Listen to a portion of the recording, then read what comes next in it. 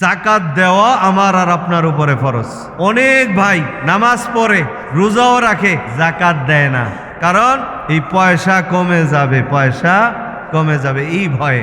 আল্লাহর কসম, যদি পয়সাওয়ালা ভাইরা তাদের পয়সা হিসাব করে গইনা হিসাব করে করে জাকাত দেয়, আল্লাহ তাআলা তার এই জাকাত দেওয়ার দ্বারা পয়সা কমাবে না, বরং আল্লাহ তাআলা আরো পয়সা তার বাড়াইয়া দিবেন। আপনারা হয়তো মনে করেন যে আল্লাহ দিল আবার চাইলো কেন?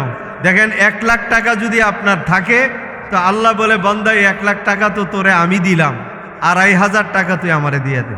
আল্লাহ দিলেন 1 লাখ টাকা, জাকাত চাইলেন 2,500 টাকা। প্রশ্ন জাগতে পারে, আল্লাহর কি 2,500 টাকার শর্ট হইল যে আল্লাহ 2,500 টাকা আমার থেকে নিয়ে চলতে হবে? আল্লাহ বলে না বান্দা, আমার অভাব নাই, তোরে 1 লাখ টাকা দিলাম আর বললাম 2,500 টাকা আমারে দাও। গরিব মিসকিনকে দেওয়া মানে আমি আল্লাহকে দেওয়া। আল্লাহ বলে বান্দা, আমি যে 1 লাখ টাকা দিলাম এটার সেফটির জন্য, এটা বাড়ানোর জন্য তোরে বলছে 2,500 টাকা গরিব মিসকিনকে জাকাত হিসাবে দিয়ে দাও। আমি আল্লাহ তোমার এই 1 লাখ টাকার থেকে যদি 2,500 টাকা দিই, আর থাকে কত? 97,500 টাকা থাকে। তো আল্লাহ বলে 97,500 টাকাকে আমি 97 লক্ষতে আমি যেন উন্নতি করতে পারি, 97 কোটিতে যেন পরিণত করতে পারি, এই ব্যবস্থাটা যেন হয়। এই জন্য তোমার থেকে আমি বলছি 1 লাখ টাকার মালিক হইলে 1 বছর পরে তুমি 2,500 টাকার জাকাত দিয়ে দিবা। এটা কি আমার লাভের জন্য না আল্লাহর লাভের জন্য? কথা কয় না। জাকাতের কথা আল্লাহ বললেন লাখে 2,500, 100তে 2.5 টাকা, আর 1,000-এ 250 টাকা, 1 লাখে 2,500 টাকা দিবা। আল্লাহ বলে এটা তোমার মালের সেফটির জন্য আর তোমার মাল বাড়ানোর জন্য। সুবহানাল্লাহ। আমি আর আপনি যদি আমার মালের হিসাব করে জাকাত দেই, আল্লাহর কালাম বলে, রসুলের হাদিস বলে, বড় বড় কমস কম 5টা ফায়দা তার হবে। বড় বড় তার কয়টা ফায়দা হবে? 1 নাম্বার ফায়দা হলো, আল্লাহ তাআলা বলেন জাকাত দাতার জাকাতের সওয়াব আমি আল্লাহ নিজ হাতে দান করব। 2 নাম্বার, মৃত্যুর সময় তার একটা ভয় হবে, আজরাইল রুহটা কেমনে জানি কবজ করে, কত কষ্ট পাবো। আমার সামনে একটা কবর, যেই কবরটা নীরব নিস্তব্ধ, একা একা আর একটা ঘর, এই ঘরে না জানে আমার সাথে কি শুরু হয়ে যায়। আবার হাসরের ময়দানে উঠবো, কি জানে অবস্থা হয়ে যায়। আল্লাহ তাআলা বলে যাকাত দাতার জন্য আমি সুসংবাদ দিচ্ছি, লা খাউফুন আলাইহিম, মৃত্যুর সময় তার এই ভয়গুলি থাকবে না। 3 নাম্বার ফায়দা হলো, আল্লাহ তাআলা বলেন, এটা কোরআনের আয়াত, বলে মৃত্যুর সময় মানুষ সবচেয়ে বেশি চিন্তিত হবে এই কথা ভেবে, আমি চলে যাচ্ছি, আমার সাজানো এই পরিবারটা কে দেখবে, আমার ছেলেগুলোরে কে দেখবে, মেয়েগুলোকে কে দেখবে, আমার স্ত্রীকে কে দেখবে, আমার এই পরিবারটা তো এলোমেলো হয়ে যাবে। আল্লাহ তাআলা বলে যাকাত দাতার ফ্যামিলি হেফাজত করার মৃত্যুর সময় আমি আল্লাহ ঘোষণা দিয়ে বলবো, ওয়ালা ইয়াহজানুন, তার কোনো পেরেশানি নাই, আমি তোর পরিবারের হেফাজত করবো। আল্লাহ তাআলা কোরআনে বলেন, ওয়াআতুজ যাকা লাহুম আজরুহুম ইনদা রাব্বিহিম ওয়ালা খাউফুন আলাইহিম ওয়ালা হুম ইয়াহজানুন। সূরা বাকারার 277 নম্বর আয়াতে আল্লাহ তাআলা এই 3টা পুরস্কারের ঘোষণা দিলেন। অন্য আয়াতের মধ্যে আল্লাহ তাআলা আরো 2টার কথা বলেন যে জাকাত দিলে কি হবে। আল্লাহ তাআলা বলে, এই জাকাত দ্বারা আমার কোনো ফায়দা নাই, আমি কোনো জাকাতের মুখাপেক্ষী না, আমি জাকাত খাওয়ার উপযুক্ত না, আমি জাকাত দিলে বাঁচবো, না দিলে মরবো, এমনটি না। আল্লাহ তাআলা বলে, যে জাকাত দিবে, জাকাত দেওয়ার দ্বারা জাকাত দাতাকে আমি আল্লাহ গুনাহ থেকে পুত পবিত্র বানায়। 2 নাম্বার, আমি জাকাত দাতার মালগুলো আগা পাছা সব মালগুলো পুত পবিত্র বানায় দেব। সুবহান আল্লাহ বলেন, খুজমিন আমওয়ালিহিম সাদাকাতান তুতাহহিরুহুম ওয়া তুযাক্কিহিম। সুবহানাল্লাহ। যাকাত দাতাও পবিত্র হবে, তার মালও পুত পবিত্র হয়ে যায়। এরপরে আরেকটা আল্লাহর রাসূল আরেকটা ফায়দা বয়ান করছে যারা যাকাত দিবে, সেটা বলে তোমার যাকাতের দ্বারা তোমার মালের পুরাপুরি নিরাপত্তার দায়িত্ব আল্লাহ তাআলার হাতে চলে যায়। এই জন্য রাসূল বলেন, হাসিনু আমওয়ালাকুম বিযাকাত, আই ওয়াহফাজু আমওয়ালাকুম বিযাকাত, যাকাতের দ্বারাই তোমার মালকে তুমি হেফাজতের জিম্মাদারি আল্লাহর কাছে দিয়ে দাও। তাহলে 1 নাম্বার পাইলাম, যাকাত দিলে আল্লাহ তাআলা নিজ হাতে প্রতিদান দিবেন। 2 নাম্বার পাইলাম মৃত্যুর সময় আমার আখিরাতের প্রত্যেকটা ঘাটিতে আমার ভয় থাকবে না, এই ঘোষণা আল্লাহ শোনায় দিবেন। 3 নাম্বার ফায়দা হলো আমার ইন্তেকালের সময় আমার ফ্যামিলি নিয়ে আমার যে একটা চিন্তা, আল্লাহ বলবে এই চিন্তা তোমার দূর করে দিলাম, তোমার ফ্যামিলির জিম্মাদার আমি নিয়ে নিলাম। 4 নাম্বার বলে আল্লাহ তাআলা বলেন যাকাত দাতার গোটা দেহটাকে আমি এই যাকাতের মাধ্যমে গুনাহ থেকে পবিত্র বানায় দিব। 5 নাম্বার হইল আল্লাহ তাআলা বলেন যে যাকাত দাতার মালগুলো আমি আল্লাহ তাআলা পবিত্র বানায় দেব। 6 নাম্বার আল্লাহর নবী বলেন যে যাকাত দাতার সমস্ত মালের হেফাজত আল্লাহ তাআলা করবেন। এ হাদিস যখন আল্লাহর নবী মদিনায় বয়ান করতেছিলেন, এক ইহুদি বয়ান শুনতেছিল, শুইনা দৌড়ায় বাড়িতে গেছে, যায় কয় বিবি মোহাম্মদ বলছে মালের যাকাত দিলে আল্লাহ মাল নাকি আল্লাহ হেফাজত করবেন, মাল নাকি আল্লাহ বাড়ায় দিবেন, চলো না এই বছর আমাদের সব মালের যাকাত দিয়ে দেই, তুমি তো একজন ব্যবসায়ী, সব মালের যাকাত দাও। কতটুকু? কয় 40 ভাগের 1 ভাগ। তো বিবি কয় ঠিক আছে, মোহাম্মদ তো মিথ্যা বলে না, মোহাম্মদ তো মিথ্যা বলে না। তো বিবির সমস্ত ব্যবসায়ী মাল স্বর্ণ অলংকার জমা করে 40-এর 1 ভাগ যাকাত দিয়ে দিচ্ছে। এরপরে 50 উট বুঝাই করে মাল পাঠাইছে ব্যবসার জন্য সিরিয়া। তো বিবি কয় মোহাম্মদ যেহেতু মিথ্যা কথা বলে না, যাকাত দিলাম, এবার হয়তো 100 উট মাল কিনে নিয়ে আসতে পারবে, বাড়াই দিব বলছে, হেফাজত করবে, ডাকাত ডুকাইতে ধরবে না। তো মাল দিয়া পাঠাইছে। তো আগে তো এমন টেলিফোনের যোগাযোগ ছিল না। কিছুদিন পরে হঠাৎ খবর হইল সিরিয়া থেকে এক ব্যবসায়ী কাফেলা আসতেছিল, ডাকাইতে দইরা সব উটের রাখালদেরকে তো মারছেই, সমস্ত মাল ছিনিয়ে নিয়ে গেছে। এখন ইহুদির মহিলার মন খারাপ হয়ে গেছে।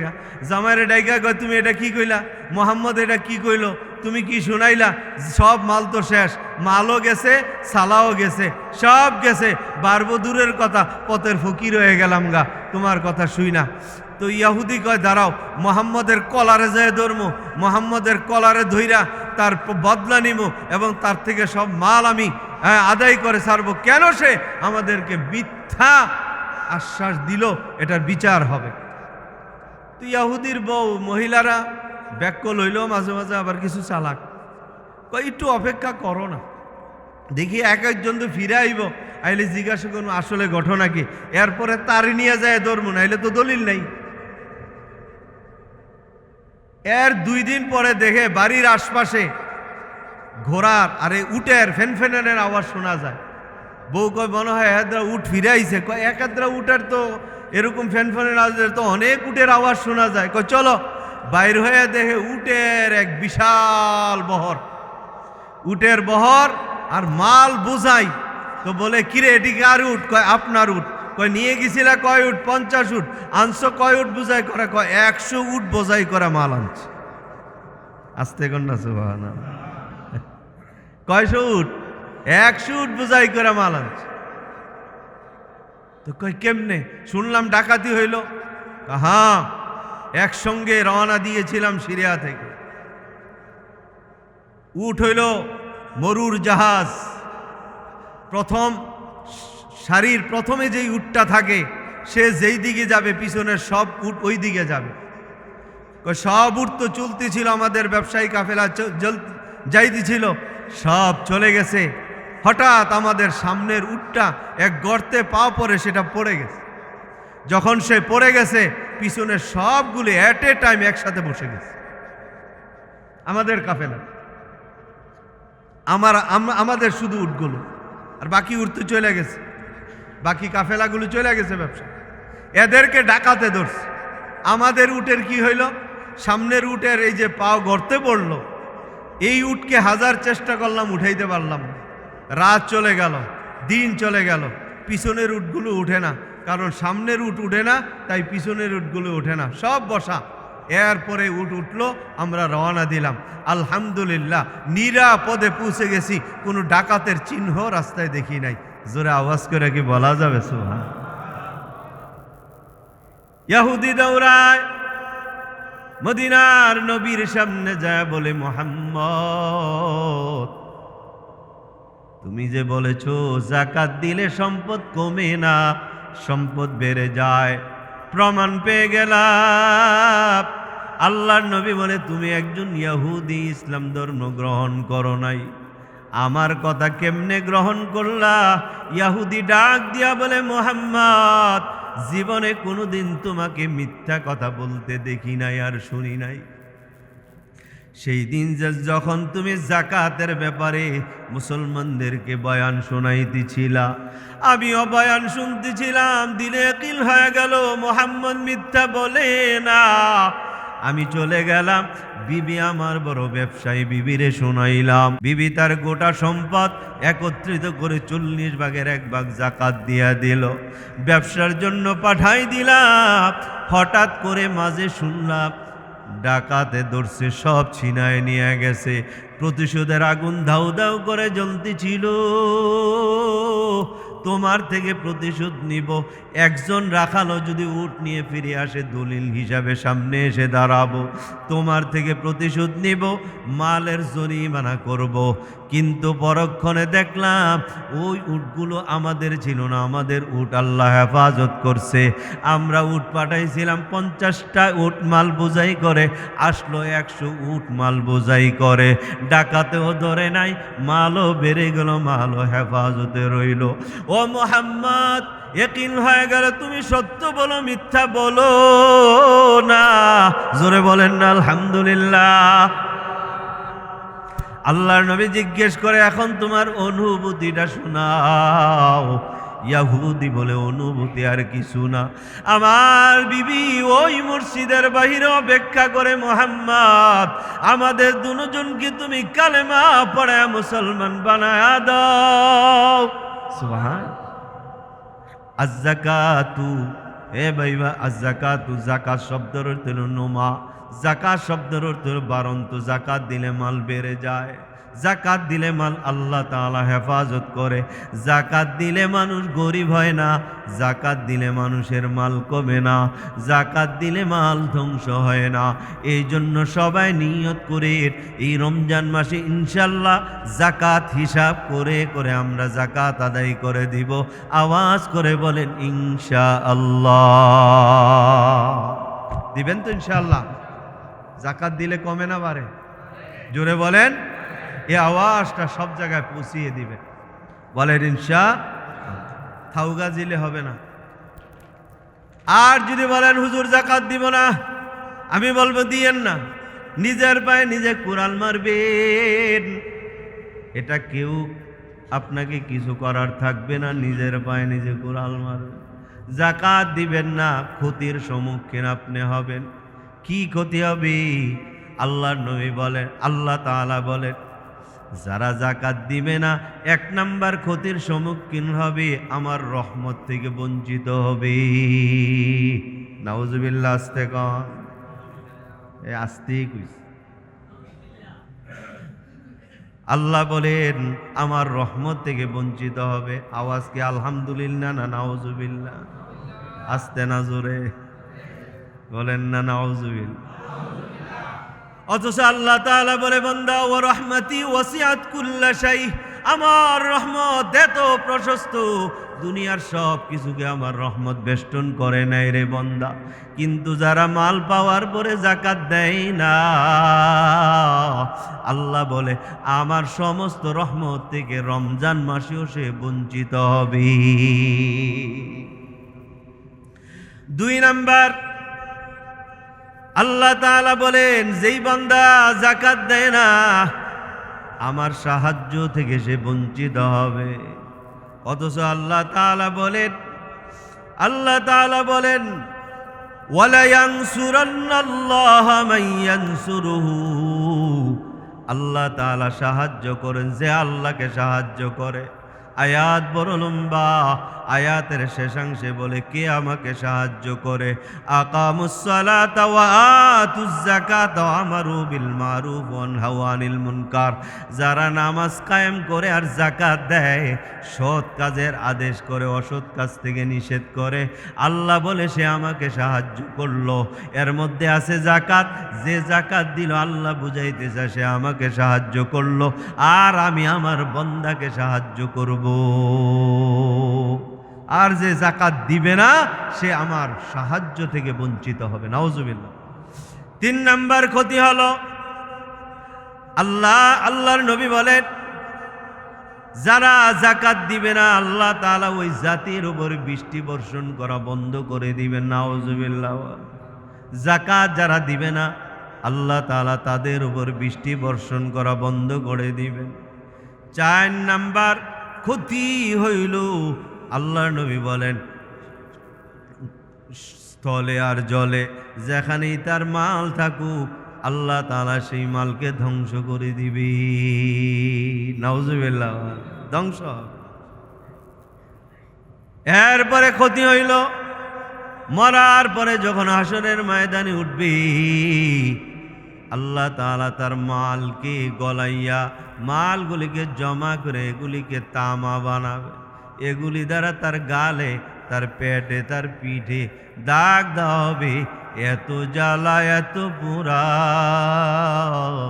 ওই বান্দা চিল্লাইতে থাকবে আর বলতে থাকবে আল্লাহ আমারে তুমি বাঁচাও, আমি আর সহ্য করতে পারি না। ও তখন বলবে ফাজুকু মা কুনতুম মা তাকনিজুন, যা জমা করছো যাকাত দাও নাই তার আযাব এখন বুক করো, স্বাদ গ্রহণ করো। জোরে বলেন নাউজুবিল্লাহ। এরপরে আল্লাহর নবী বলেন আরেকটা ক্ষতি হইল, হাসরের ময়দানে আল্লাহ তাআলা তার মালগুলোকে সাপ বানায়া, কেমন সাপ বানাবে? কই 2 মুখওয়ালা সাপ, 2 মুখওয়ালা সাপ বানায়া তার গর্দানে চাপায় দিবে, গর্দানে পেঁচায় দিবে, 2 দিক থেকে দংশন করতে থাকবে। ওই পয়সাওয়ালা চিল্লাইতে থাকবে আর বলতে থাকবে আল্লাহ সহ্য করতে পারি না, আমারে বাঁচাও, বাঁচাও। ওই সম্পদগুলি বলবে কেউ বাঁচাবে না। যদি আমি মালের যাকাত দিতে আজকে আমি বাঁচাইতাম, আজকে আমি বাঁচাইতাম, আল্লাহর দরবারে সুপারিশ করতাম, কেউ বাঁচাবে না। আমি তোমার জমা করা মাল, আমি তোমার জমা করা স্বর্ণ আর রূপার টাকা, ব্যবসায়ী মাল যাকাত দাও নাই, এই আযাব তোমাকে সহ্য করতে হবে। জোরে কোন নাউজুবিল্লাহ। যাকাত দিলে লাভ না না দিলে লাভ? দিবেন তো ইনশাআল্লাহ। কোন মালের যাকাত দিবেন? দিতে হবে কোন মালের যাকাত?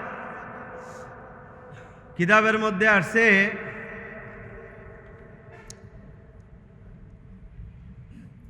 যাকাত দিতে হবে স্বর্ণের, যাকাত দিতে হবে রূপার, যাকাত দিতে হবে টাকার, যাকাত দিতে হবে ব্যবসায়ী মালের, যাকাত দিতে হবে গবাদি পশু যদি সংখ্যা পরিমাণ হয়। স্বর্ণের যাকাত কতটুকু? 7.5 ভরি স্বর্ণ হইলে স্বর্ণের যাকাত লাগবে, কম হইলে লাগবে না। রূপার যাকাত 52.5 ভরি হইলে রূপার যাকাত লাগবে, এর কম হইলে রূপার যাকাত লাগবে না। টাকার যাকাত বলে আল্লাহর নবীর জমানায় রূপার স্বর্ণের দাম খুব কাছাকাছি, কখনো বরাবর। আর এখন বর্তমানে স্বর্ণের দাম 2.5 লক্ষেরও উপরে ভরি, রূপার দাম 5,000-এর কাছাকাছি। 52.5 ভরি রূপার দাম কম কইরা ধরল 1,10,000 টাকার মতো হবে, কম কইরা ধরল। যদি কারো কাছে এরকম 1,10,000 টাকা থাকে তাহলে তার রূপার নেশাব হওয়ার কারণে এই টাকার যাকাত লাগে। কারো দোকানের মালগুলো যদি এই পরিমাণ হয়, নেশাব পরিমাণ হয়, তার দোকানের মালের যাকাত লাগবে। এখন কোনো এক ব্যক্তির কাছে স্বর্ণ অল্প, 7.5 ভরি হয় না, রূপা অল্প, 52.5 ভরি হয় না, টাকা অল্প যা নেশাব পরিমাণ হয় না, ব্যবসায়ী মাল অল্প যা নেশাব পরিমাণ হয় না। শরীয়তের মাসআলা হলো অল্প অল্পগুলোর এখন মূল্য বের করো। স্বর্ণের দাম তোমার কাছে 3 ভরি আছে, 3 ভরি স্বর্ণের দাম কত? 2 ভরি রূপা আছে, তার দাম কত? 20,000 টাকা আছে, এটার সাথে ওইগুলির মূল্য বের করো। ব্যবসায়ী মাল হিসাব করে দেখা যায় ব্যবসায়ী মাল তোমার 30,000 টাকার আছে, 30,000 ক্যাশ 20,000, 2 ভরি রূপার মূল্য 3 ভরি স্বর্ণের মূল্য, সবগুলি মিলে নেশাব পরিমাণ হইলে তোমার সবগুলির মূল্য বের করে তার জাকাত দিয়ে দিতে হবে। জাকাত কেমনে দিব? 40 টাকায় 1 টাকা, 100 টাকায় 2.5 টাকা, 1000 টাকায় 250 টাকা, 1 লাখে 2500 টাকা জাকাত দিয়ে দিবেন। বলেন ইনশাআল্লাহ। বিবির স্বর্ণের জাকাত কে দিবে?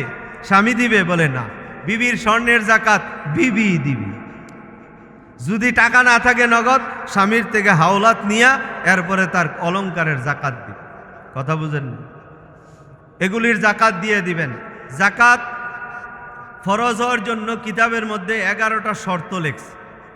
জাকাত ফরজ হওয়ার জন্য 11টা শর্ত। 1 নাম্বার, যেই মালের জাকাত দিবে এটা নেশাব পরিমাণ হইতে হবে। নেশাব তো শোনাইলাম আপনাদের। নেশাব আবার বলেন, স্বর্ণ কতটুকু, রূপা কতটুকু, আর টাকা কতটুকু? 52.5 ভরি রূপার মূল্য যত, টাকার নেশাব অত। ব্যবসায়ী মালের নেশাব কত? 52.5 ভরি রূপার মূল্য যত, ব্যবসায়ী মালের নেশাব তো। ঠিক আছে না ইনশাআল্লাহ? তো এই জাকাত ফরজ হওয়ার জন্য 1 নাম্বার শর্ত হইল, 11টা শর্ত। 1 নাম্বার শর্ত হইল নেশাব পরিমাণ হওয়া। 2 নাম্বার শর্ত হইল মালের পরিপূর্ণ মালিক হওয়া। মালের কি হওয়া? যেমন আপনি একটা জাকা বিক্রি করছেন, জাগার দাম 11 লাখ টাকা, আপনি পাইছেন 5 লাখ টাকা, বাকি টাকা তার কাছে রয়েছে, ওই টাকার মালিক হয় না। যেই 5 লাখ টাকা পাইছেন এটারে পূর্ণ মালিক, এটার জাকাত দিবেন। যেটা আপনি এখনো পান নাই ওইটার পরিপূর্ণ মালিক হন নাই, আধা মালিক, এটার জাকাত লাগবে। 3 নাম্বার, মাল আপনার কাছে যেটার জাকাত দিবে 1 বছর স্থায়ী হতে হবে। যদি মনে করেন বছরের শুরুতেও ছিল, শেষেও ছিল, মাঝখান দিয়া ছিল না, বলে এই মালের জাকাত দিতাম। এরপরে 4 নাম্বার শর্ত হইল জাকাত দাতা বালেগ হইতে হবে, না বালেগের উপরে জাকাত ফরজ না। 5 নাম্বার শর্ত হইল সে সুস্থ মস্তিষ্কের হইতে হবে, পাগল হইলে তার উপরে জাকাত ফরজ হবে না। 6 নাম্বার হইল মুসলমান হইতে হবে। 7 নাম্বার হইল সে স্বাধীন হইতে হবে, গোলামের উপরে জাকাত কিনা ফরজ না। এখন তো গোলাম নাই। এরপরে 11 প্রকার মাল আছে, এগুলির মধ্যে জাকাত লাগে না। বলেন কয় প্রকারের মাল আছে জাকাত লাগে না? 11 প্রকারের মাল আছে, জাকাত লাগে না। 1 নাম্বার, যেটা নেশাব থেকে কম, এই মালের কি লাগবে না? জাকাত লাগবে না। 2 নাম্বার, থাকার ঘর, যেই ঘরে আপনি থাকেন এই ঘরের জাকাত লাগবে না। 3 নাম্বার, গৃহস্থ যেই সামানাদি ব্যবহার করে, নাঙ্গল, জোয়াল, পাতিল, আরো কত কিছু আছে, এগুলির জাকাত লাগবে না। 4 নাম্বার, ব্যবহৃত পোশাকের জাকাত লাগবে না। যে ব্যবহার করে, একজনের 100টা জামা আছে, এটার জাকাত লাগবে। 5 নাম্বার, ব্যবহৃত গরু, ছাগল, মহিষ, যেগুলি হাল চাষে আমার কাজে লাগে, বিভিন্ন গৃহস্থ কাজে লাগে, এগুলির লাগবে না। তারপরে 7 নাম্বার, শিল্প কারখানায় যে যন্ত্রপাতি আছে, মেশিন আছে, এগুলির জাকাত লাগবে না। 8 নাম্বার, আপনার যে কারখানা আছে, বিল্ডিং, এটার জাকাত লাগবে না। 9 নাম্বার, যারা দোকানদারি করে, দোকানের জাকাত লাগবে না, দোকানের মালের জাকাত লাগবে। 10 নাম্বার, ব্যবহৃত কিতাব, কলম, বইটই ঘরে থাকে, এগুলির জাকাত লাগবে না। 11 নাম্বার হইল এই হাঁস, মুরগি ইত্যাদি, এগুলো যারা ঘরে পালে, এগুলির জাকাত লাগবে না। এই 11 প্রকার মালের ওপরে জাকাত লাগবে না। আর এই জাকাতের টাকা দিবেন কাকে? আমরা জাকাতের টাকা কারে দিব? মসজিদে? কয় নট, জায়েজ নাই। বলে কোনো রাস্তাঘাট নির্মাণের জন্য? জায়েজ নাই। একটা টিউবওয়েল বসাই দিয়ে কারোর জন্য? কয় না, জায়েজ নাই। কিছু গাছ কিনা লাগাই দিয়ে মানুষ, কয় এটা জায়েজ নাই। একটা পায়খানা নির্মাণ করে দেখো না, জায়েজ নাই। তাহলে কি করবোটা কি? বলে এটা জাকাত দিতে হবে গরিব মিসকিনকে। কাকে? গরিব মিসকিনকে। পায়রুটি দিতে হবে, প্রাধান্য দিতে হবে। নিজের আত্মীয় স্বজনের মধ্যে যদি গরিব ফকির থাকে, মিসকিন থাকে, ফকির বলা হয় যার ভিটে বাড়িও নাই, জায়গা তো নাই ভিটে বাড়িও নাই, এমন ফকির যদি নিজের আত্মীয় স্বজনের মধ্যে থাকে, তাকে সর্বপ্রথম দিবেন, তারপরে অন্যরারে দিবেন। এরপরে মিসকিন যার ভিটে বাড়ি আছে, আর ছাড়া অন্য কিছু নাই, এরপরে তাকে দিবেন। কথা বুঝেন নাই? এই ফকির মিসকিনকে দিবেন। তবে সবচেয়ে উত্তম হইল আমার খেয়ালে কিছু মাদ্রাসা আছে, যেই মাদ্রাসাগুলোতে এতিম গরিব ছাত্ররা হেফজ পড়ে, কিতাব পড়ে, আলেম হয়, এদের অনেকের মা নাই, অনেকের বাবা নাই, এদের পড়ার খরচ চালানোর মতো কেউ নাই। মাদ্রাসাওয়ালারা আপনার আমার থেকে টাকা নিয়ে এদেরকে পড়ায়। আপনার জাকাতের টাকা খাইয়া সে হাফেজ হবে, আপনার যে জাকাতের টাকা খেয়ে সে আলেম হবে, এর চাইতে উত্তম জায়গা আর হতে পারে বলে আমার মনে হয় না। এই কথা ঠিক লিখন দিবেন। তো জাকাত 8 প্রকারের মাল, 8 প্রকারের মানুষকে জাকাতের টাকা দেওয়া যায়। কয় প্রকারের? 8 শ্রেণীর মানুষকে জাকাতের টাকা। নাম্বার 1, ফকিরকে দেওয়া যায়। ফকির কাকে বলে তাকে তো বুঝাইলাম, আপনাদেরকে বললাম। 2 নাম্বার, মিসকিনকে দিবেন। মিসকিন কাকে বলে তাও বললাম। 3 নাম্বার হইল জাকাত উসুলকারীকে জাকাত দেওয়া যায়। একটা সময় রাষ্ট্রীয়ভাবে লোক নিয়োগ করা থাকতো জাকাত উঠানোর জন্য বিভিন্ন জায়গা। আবার যদি কোনোদিন এই দেশ ইসলামী স্টেট কায়েম হয় দেশে, তাহলে দেখবেন জাকাত উসুলকারী নিযুক্ত করবে, তাদেরকে দেওয়া যাবে। 4 নাম্বার, কোনো বিধর্মীকে যদি মনে করেন আপনার সাথে চলাফেরা করে, তাকে জাকাতের টাকা দিলে ইসলামের দিকে সে মাইল হয়ে কখনো ইসলাম ধর্ম গ্রহণ করতে পারে, এমন লোককেও জাকাতের টাকা দেওয়া যায়। যদি এখন বর্তমানে মুফতিদের ফতুয়া এই 4 নাম্বার অপশনটা রহিত হয়ে গেছে, বিধর্মীকে দেওয়া যাবে। 5 নাম্বার, গোলাম আজাদ করার জন্য জাকাতের টাকা দেওয়া যাবে। 6 নাম্বার, ঋণগ্রস্ত ব্যক্তি ঋণ পরিশোধের জন্য তাকে জাকাতের টাকা দেওয়া যাবে। ঋণগ্রস্ত ব্যক্তি ঋণ পরিশোধ করার কোনো উপায় নাই, তার কোনো সুরত নাই, এমন ব্যক্তিকে জাকাতের টাকা দেওয়া যায় তার ঋণ পরিশোধ করার জন্য। সাপোজ আপনি একজনের কাছ থেকে 1 লাখ টাকা পান, টাকাটা সে দিচ্ছে না, মেল করলেন, মেলের মধ্যে সে কাঁদতেছে আর বলতেছে, ভাই আমাকে আপনি কেটে ফেলতে পারেন, মেরে ফেলতে পারেন, আমার কোনো জায়গা জমিও নাই যে বিক্রি করে দেবে, আমি দেউলিয়া হয়ে গেছি, দিতে পারছি না। এ অবস্থায় আপনার উপরে জাকাত ফরজ। 1 লক্ষ টাকা তাকে জাকাত দেন, একজন উকিল বানায়, যে তাকে জিজ্ঞেস করো সে টাকা যদি পায় সে ঋণ আদায় করবে না। সে যদি বলে হ্যাঁ, তাহলে তুমি একজন উকিল নিযুক্ত করো, তার কাছে কেউ 1 লাখ টাকা দিবে, তুমি পাইলা, এই টাকাটা সে আবার যদি জাকাত হিসাবে দিয়ে দিবে, তুমি রাজি নেই? হ্যাঁ হ্যাঁ ঠিক আছে, আমি যদি এরকম 1 লাখ টাকার মালিক হই তাহলে আমি ঋণ পরিশোধ। তা আপনি আপনার জাকাতের টাকা থেকে তার 1 লাখ টাকা দিবেন, সে যদি এই টাকাটা দ্বারা, সে তো মালিক হয়ে গেল, এখন এই টাকাটা যদি রিটার্ন আপনাকে দেয়, না ঋণ পরিশোধ করে দিলাম, আপনার জাকাতও আদায় হলো, আপনার ঋণও পরিশোধ হয়ে গেল, আলহামদুলিল্লাহ। আর 7 নাম্বার হইল কোনো মুজাহিদ আল্লাহ রাস্তায় জেহাদে গেছে, সে অভাবে পড়ে গেছে, ওই মুজাহিদকে ফি সাবিলিল্লাহ আল্লাহ রাস্তায় সে মুজাহিদকে জাকাতের টাকা দেওয়া যায়। 8 নাম্বার, মুসাফির, যে মুসাফির অসুবিধায় পড়ে গেছে, তার এখন প্রয়োজন মিঠাইতে যতটুকু টাকার প্রয়োজন, এতটুকু জাকাত তাকে দেওয়া যায়। এই 8 প্রকার লোককে জাকাতের টাকা দেওয়া যায়। আর 8 প্রকার লোক আছে আমাদের সমাজে, আমাদের দেশে, যাদেরকে জাকাতের টাকা দেওয়া যাবে না। কয় প্রকারের লোক? 8 প্রকারের লোক, তাদেরকে জাকাতের টাকা দেওয়া যাবে না। দিবেন তো হারলেন, জাকাত আদায় হবে না। কি হবে না? জাকাত আদায় হবে না। 1 নাম্বার, নিজের মা বাপকে জাকাতের টাকা দেওয়া যাবে না, যদি দেন জাকাত গোল্লা যাইব, আদায় হইব না। 2 নাম্বার, নিজের সন্তানাদিদেরকে জাকাতের টাকা দেওয়া যাবে না, নিজের সন্তানাদিদেরকে জাকাতের টাকা যদি দেন তাহলে জাকাতের বাদ হয়ে যায়। দিতে পারবেন কাকে? দিতে পারবেন নিজের ভাইরে, নিজের ভাই গরিব মানুষ, জাকাতের নাম করার দরকার নেই। যাই কোন ভাই ঈদ খালি করিস নে, তোরে 30,000 টাকা দিলাম, 20,000 টাকা দিচ্ছেন, জাকাতের টাকা বলার দরকার নেই। এটা মনে মনে নিয়ত রাখবেন, জাকাত আদায় করলেন। সবচেয়ে উত্তম হবে এটা, কথা বুঝাইতে পারে। সবচেয়ে কি হবে? নিজের বোন গরিব, চলতে পারে না, যান তার বাড়িতে, যান যায় বলেন, বোন নে, সামনে ঈদ ফালি, আমার ভাগিনা ভাগিনী আছে, জামার কাপড় কিনতে হবে, নে তোরে আমি 20,000 টাকা দিয়ে গেলাম, ঈদ ফালি করিস। মনে মনে নিয়ত রাখছেন জাকাত, মুখে বলছেন তোর এমনি দিয়ে গেলাম, হাদিয়া দিলাম, জাকাত আদায় হয়ে যায়। সবচেয়ে উত্তম এদেরকে দেওয়া, নিজের আত্মীয় স্বজনের খোঁজ খবর। 3 নাম্বার হইল স্বামী স্ত্রীকে জাকাত দিতে পারবে না, দিলে আদায় হবে না। 4 নাম্বার হইল বিবি স্বামীকে জাকাত দিতে পারবে না।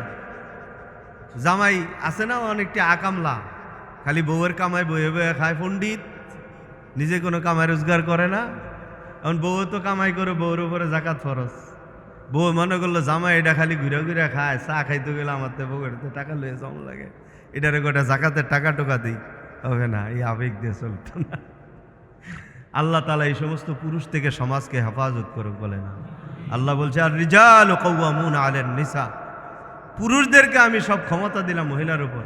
আর পুরুষে ঘরে বয়ে রয়েছে, বেডিরে কামাই করতে পারে। তার চেয়ে নিকৃষ্ট, তার চেয়ে হতভাগা আর মনে হয় সমাজে কেউ না। কিরে বেটা, তুই পুরুষ, তুই কামাই করবি, তোর বউ তোরটা খাবে, তুই বউটা খাওয়ানোর লেগে বলিস, ফকির কোথায়। এরপরে 5 নাম্বার হইল বনু হাশেমকে জাকাত দিলে জাকাত আদায় হবে না। বনু হাশেম হইল নবীজির বংশ। কার বংশ? কোরাইশ বংশের লোক। কোরাইশ বংশের লোক যারা নামের শুরুতে সৈয়দ লেখে, তারা হইল নবীর বংশের, কোরাইশ বংশের লোক। এদেরকে জাকাত দিলে জাকাত আদায় হবে না, জাকাত দেওয়া হারাম। 6 নাম্বার হইল অমুসলিমকে জাকাত দেওয়া যাবে না, দিলে আদায় হবে না। 7 নাম্বার হইল যেই ব্যক্তি নেশাব পরিমাণ মালের মালিক, নেশাব পরিমাণ মালের মালিক, হয়তো এখন তার কাছে ক্যাশ নাই কিন্তু তার সম্পদ আছে, নেশাব পরিমাণ সম্পদ, তাকেও জাকাত দিলে আদায় হবে। 8 নাম্বার হইল গরিব মানুষ কিন্তু তার ভরণ পোষণের দায়িত্ব একজনে নিয়ে নিছে, তার ভরণ পোষণের দায়িত্ব কি একজন নিয়ে নিছে, এমন ব্যক্তিকেও জাকাতের টাকা দেওয়া যাবে না। এই সংক্ষেপে জাকাতের মাসালাগুলো বললাম। আল্লাহ তাআলা যেন আমাদেরকে জাকাত পুঙ্খানুপুঙ্খানুভাবে আদায় করার তৌফিক দান করে, বলেন আমি। আর একটা হলো সদকাতুল ফিতির। সদকাতুল ফিতির এটা একটা জরুরি জিনিস রমজান মাসের জন্য। সদকাতুল ফিতির রোজাদাররা আদায়, রোজাদারদের জন্য একটা বড় নেয়ামত আল্লাহর নবী দিয়ে গেছেন। আমার আর আপনার রোজাগুলো ওইভাবে হয় না যেইভাবে আল্লাহর নবী রাখছেন, আল্লাহ তাআলা রাখতে বলছে। কি কথা ঠিক কিনা কন? তাও আল্লাহর নবী আল্লাহর কাছে বললেন, আল্লাহ আমার উম্মতের রোজা যেন 100 আপনার দরবারে কবুল হয়, এমন একটা ব্যবস্থা কইরা দেন না, এটা ব্যবস্থা দেন না। মায়ার নবী, দয়ার নবী, রহমতের নবী, উম্মতের জন্য কত ফিকিরমান ছিলেন। আল্লাহ আল্লাহ বলে এত সওয়াবের ঘোষণা দিলাম, এরপরে আপনার উম্মতের জন্য হয় নাই যে একটা নফল আদায় করবে একটা ফরজের সওয়াব পাবে, একটা ফরজ আদায় করবে 70টা ফরজের সওয়াব পাবে, তারপরে হয় নাই। আল্লাহ নবী বলে না, আমার উম্মত রমজান মাসের রোজাগুলি রাইগা কত বেহুদা কথা বলে ফেলবে, কত গীবত করে ফেলবে, মিথ্যা কথা বলে ফেলবে, অজান্তে হয়ে যাবে, হয়তো এগুলির দ্বারা তার রোজাটা ত্রুটিপূর্ণ হয়ে যাবে, ত্রুটিযুক্ত হয়ে যাবে। তো এই রোজা দ্বারা তো আমার উম্মত ফায়দা ভোগ করতে পারবে না, আপনি যে প্রতিদান দিবেন সেটা পাবে না। তাই একটা ব্যবস্থা দেন। আল্লাহ তাআলা বলেন আপনার উম্মতকে রমজান অবস্থায়, রোজা অবস্থায় যেন সদকাতুল ফিতির আদায় করে। কি হবে? তুহরান লিসিয়ামি মিনাল লাগফি ওয়ার রাফাস। আল্লাহর নবী বলেন যারা সদকায়ে ফিতির আদায় করবে, তার এই সদকায়ে ফিতিরের দ্বারা তার রোজা, এই যে বেহুদা কথা, অন্য গুনাহ হয়েছে, আল্লাহ তাআলা এটার থেকে তার রোজাকে পুত পবিত্র করে দিবেন। খুশি হইলেন না বেজার হইলেন? এখন বেজার হইবেন পরিমাণটা শুনলে। ইসলামী ফাউন্ডেশন থেকে এই বছর যিনি সদকায়ে ফিতিরের ঘোষণা দিয়েছেন, এই সারা ওয়ার্ল্ডে যদি বড় বড় 10 জন মুফতি থাকে, বড় বড় 10 জন আলেম থাকে, এর মধ্যে একজন মুফতি আব্দুল মালেক খতিব বাইতুল মুকাররম দামাত বরকাতুহুল্লাহ আলাইহি, সুবহানাল্লাহ। উনি কত বড় আলেম জানেন? মিশরে কায়রোতে একটা বই মেলা হয়, এটা সারা ওয়ার্ল্ডের যত লেখক আছে, ইহুদি হোক, খ্রিস্টান হোক, হিন্দু হোক, মুসলমান হোক, সব লেখকের বই সেখানে উঠানো হয়। প্রত্যেক বছর কোনো একজন লেখকের বই এই বইমেলাতে সবার উপরে স্থান পায়। এটা সব দিক দিয়ে যদি ঠিক থাকে, ভাষাগত, শৈলীগত, মাধুর্যগত, মানের দিক দিয়া, সব দিক দিয়া বিবেচনা করে কোনো একজন লেখকের একটা বইকে সারা ওয়ার্ল্ডের মধ্যে এটার কি করে সবচেয়ে উপরে ঘোষণা দেয়। এই বছর আমাদের বাংলাদেশের কপাল খুলছে, সেটা হইল বাইতুল মুকাররমের খতিব মুফতি আব্দুল মালেক সাহেব দামাত বরকাতুহুল আলিয়ার লিখিত এক বই সেই মিশরের বই মেলাতে সারা ওয়ার্ল্ডে 1 নাম্বার পুরস্কারে ভূষিত হয়েছে। আলহামদুলিল্লাহ বলেন সবাই। এত বড় একজন আলেম বাংলাদেশের মানুষ জাতীয় মসজিদের খতিব হিসাবে পাইছে, এটা আমাদের ভাগ্য। আলহামদুলিল্লাহ।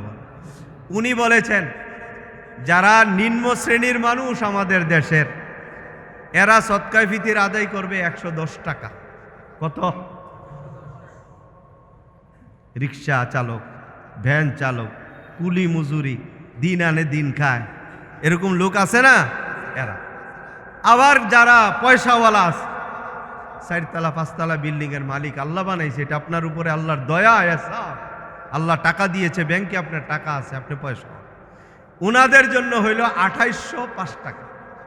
এই তো রাগ হয়ে গেছে এখন তো 2805 টাকা। যদি মনে করেন আমারে আল্লাহ তো পয়সা দিছে, মানে আপনার কাছে কদ্দুর পয়সা আছে দুনিয়ার কেউ জানুক আর না জানুক সেটা আপনি জানেন। আপনারটা কমাস কম এই টাকা দিয়ে দেন, আপনার স্ত্রী সন্তানাদিরটা না হইলে 110 টাকা করে দিলেন, তারা যেহেতু কামাই রোজগার, আপনার তো আছে। কি কথা ঠিক কিনা ভাই বল? আর যদি বলে চায়, বলে না হুজুর টাকার পরিবর্তে অন্য কিছু, হ্যাঁ আপনি খাজুর দিয়ে দিতে পারেন। কি দিয়া? কিসমিস, খাজুর। 1 সা, এটা হইল হাদিসের ভাষা, আর বাংলাতে হইল 3 কেজি 300 গ্রাম। 3 কেজি 300 গ্রাম। খাজুরে কিন্তু নর্মালটা দিলে হইতো না, ভালোটা দিতে হবে। ভালোটা আমগো দেশে এখন 700 টাকা কেজি দেবিদ্যার। এইটাই ধরেন না, এইটা যাইয়া তো লাভ নেই, এইটা দিলেই তো দেখবেন মুখ কালো হয়ে গেছে অনেকে। 3 কেজি 300 গ্রাম খাজুর কিনবেন, আপনারটা নিয়ত করেন আমার ফেতরা আমি আদায় করে দিলাম, একজনকে দিয়ে দিলেন বা 2 জনকে দিয়ে দিলেন, আপনার ফেতরা আদায় হয়ে গেল। তো এবার বুঝে থাকলে বলেন, ফেতরা সাধারণ নিম্ন শ্রেণীর মানুষের জন্য এই বছর ফেতরা কত? 100। যারা একটু পয়সাওয়ালা, আল্লাহ তাআলা ওনাদেরকে সম্মান দিয়েছেন, ওনাদের কত? 2805 টাকা। আমরা এইভাবে যদি দেই, ভাই 2805 টাকা দিলে আমি গরিব হয়ে যাব না? আমার ফ্যামিলিতে 5 জন আছে, হয়তো বাকি 4 জন কামাই করেন, আমি তো করি, আল্লাহ তো আমারে দিস, আমারটা আমি 2805 টাকা দিই, আর না হলে আমি একটু খেজুর কিনি, ভালো খেজুরটা কিনা দিয়ে দিই। কথা ঠিক আছে না ভাই? এটা কি সারা বছর দিব না একবার? তাও কি আবার অন্য কোনো মাসে? হ্যাঁ, রমজান মাস। এতে করে কি হবে? আল্লাহ তাআলার নৈকট্য অর্জন হবে। 2 নাম্বার আমার গুনাহ মাফ হবে। 3 নাম্বার আমার রোজা পবিত্র হবে। 4 নাম্বার হলো আমি আল্লাহ তাআলার দরবারে একজন খাঁটি রোজাদার হিসাবে গণ্য হয়ে যাব। সুবহানাল্লাহ। দিব তো ইনশাআল্লাহ সদকায়ে ফিতির। আল্লাহ তাআলা আমাদের সবাইকে সদকায়ে ফিতির এবং যাকাত আদায় করার তৌফিক দান করুক, বলেন আমিন। পবিত্র মাহে রমজানের দ্বিতীয় জুমায় জুমার নামাজ আদায়ের লক্ষ্যে আল্লাহর গড় মসজিদে আসার তৌফিক দান করেছেন, এজন্য আমরা সকলেই একবার শুকরিয়াতান বলি আলহামদুলিল্লাহ। কপাল যদি ভালো হয় এই বছর রমজানে ইনশাল্লাহ আমরা 5টা জুমা পাব। এর অর্থ হইল 5টা হজের সওয়াব আমল নামায় জমা হবে। আলহামদুলিল্লাহ বলে। রমজান মাসে একটা নফল আদায় করলে একটা ফরজের সমান সওয়াব, আর একটা ফরজ আদায় করলে 70টা ফরজ আদায় করার সমান সওয়াব। অন্য মাসে 70টা ফরজ আদায় করলে কবুল হইতেও পারে, নাও হইতে পারে, কিন্তু রমজান মাসে কেউ যদি একটা ফরজ আদায় করে তার আমল নামায় কবুল হওয়া 70টা ফরজ আদায় করার সমান সওয়াব আল্লাহ তাআলা দান করে দিবেন। ফজরের নামাজ পড়লেন 1 ওয়াক্ত, আমল নামায় জমা হবে 70 ওয়াক্ত ফরজ নামাজ পড়ার সওয়াব লেখা হবে। জোহর পড়লাম 1 ওয়াক্ত, 70 ওয়াক্ত জোহর ফরজ পড়ার সওয়াব আমল নামায় জমা হবে। যদি এই রমজান মাসে আমাদেরকে আল্লাহ যাদেরকে পয়সা দিয়েছেন, টাকা পয়সা দিয়েছেন, এই পয়সাওয়ালাদের উপরে আরেকটা ফরজ, নামাজ যেমন ফরজ, হজ যেমন ফরজ, জাকাত যেমন, রোজা যেমন ফরজ, জাকাতও তেমন ফরজ। যদি পয়সাওয়ালা ভাইরা এই রমজান মাসে তাদের জাকাত আদায় করে 70টা জাকাত আদায় করার সমপরিমাণ সওয়াব আল্লাহ তাআলা তাকে দান করবে। এজন্য পয়সাওয়ালা ভাইরাই রমজান মাসেই তাদের ফরজ হওয়া জাকাত আদায় করে দিবেন। এই রমজান মাসে নিজের পক্ষ থেকে ফরজ হওয়া জাকাত আদায় করলেন, 70টা এরকম জাকাত দেওয়ার সওয়াব আমলনামায় যোগ করে ফেললেন। সুবহানাল্লাহ। ইসলামে যেমন ঈমান আনা ফরজ, নামাজ পড়া ফরজ, হজ করা ফরজ, রমজানে রোজা রাখা ফরজ, তদ্রূপ আশহাদু আল্লা ইলাহা ইল্লাল্লাহু ওয়াহদাহু লা শারীকা লা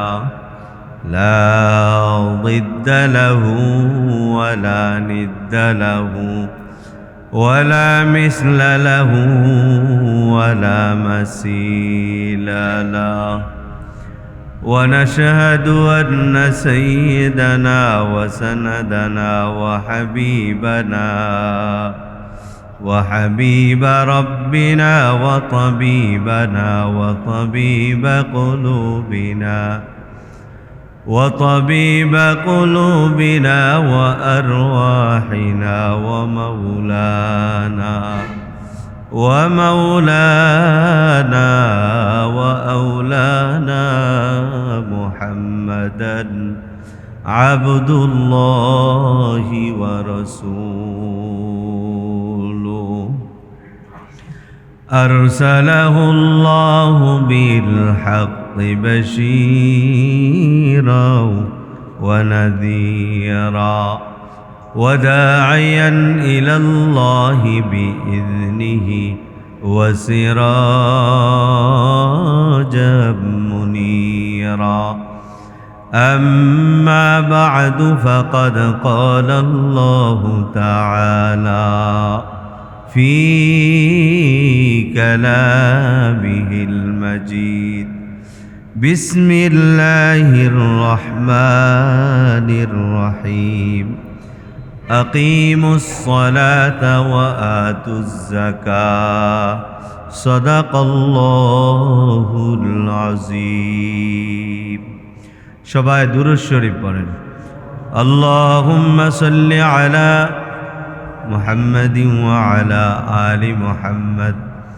كما صليت على إبراهيم وعلى آل إبراهيم إنك حميد مجيد اللهم صل على روح محمد في الأرواح وعلى جسد محمد في الأجساد وعلى قبر محمد في القبور رب اشرح لي صدري ويسر لي أمري واحلل عقدة من لساني يفقه قولي سبحانك لا علم لنا إلا ما علمتنا إنك أنت العليم الحكيم মহান রব্বুল আলামিনের পবিত্র দরবারে লাখো কোটি শুকর ও সুজুদ যিনি আমাদেরকে